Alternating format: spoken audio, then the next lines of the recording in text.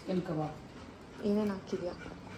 ಬ್ಯಾಡಗಿ ಮೆಣಸಿನ್ಕಾಯಿ, ಗುಂಟೂರು ಮೆಣಸಿನ್ಕಾಯಿ, ಹಸಿಮೆಣಸಿನ್ಕಾಯಿ, ಆಯಿತಾ, ಒಂಚೂರು ಗರಂ ಮಸಾಲ, ಆಮೇಲೆ ಇದು ಚಿಕನ್ ಮಸಾಲ,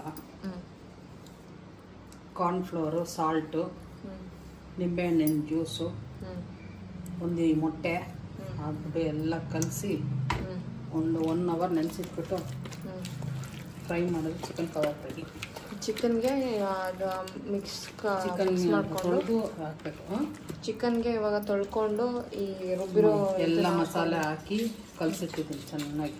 ಶುಂಠಿ ಬೆಳ್ಳುಳ್ಳಿ ಒಂದು ಸ್ವಲ್ಪ ಹಾಕಬೇಕು ರುಬ್ಬೋದಕ್ಕೆ. ಇಷ್ಟು ರುಬ್ಕೊಂಡು ಇದಕ್ಕೆ ಹಾಕಿ ಕಾರ್ನ್ಫ್ಲೋರ್ ಹಾಕಿ ಚೆನ್ನಾಗಿ ನೋಡಿ ಈ ಥರ ಕಲಿಸ್ಬೇಕಿದೆ. ಇದಕ್ಕೊಂದು ಮೊಟ್ಟೆ ಒಂದು ಹಾಕಬೇಕು. ಹಾಕಿ ಕಲಿಸಿದ್ರೆ ನೆನೆಸಿಟ್ರೆ ಬೇಗ ಕಬಾಬ್ ರೆಡಿ. ಇವಾಗ ಒಂದು ಮೊಟ್ಟೆ ಹಾಕಿದೆ, ಹಾಕಿ ಚೆನ್ನಾಗಿ ಕಲಿಸ್ಕೊಂಡು ಹಿಂಗೆ ಸ್ವಲ್ಪ ಇಡಬೇಕು.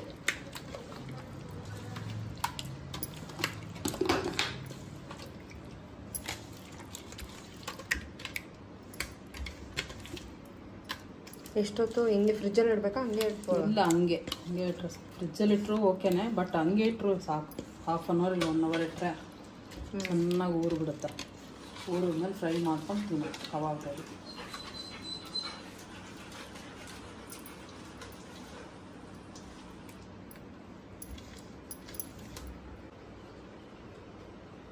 ಬಟರಲ್ಲಿ ಫ್ರೈ ಆಗೋಲ್ಲ ಅದು.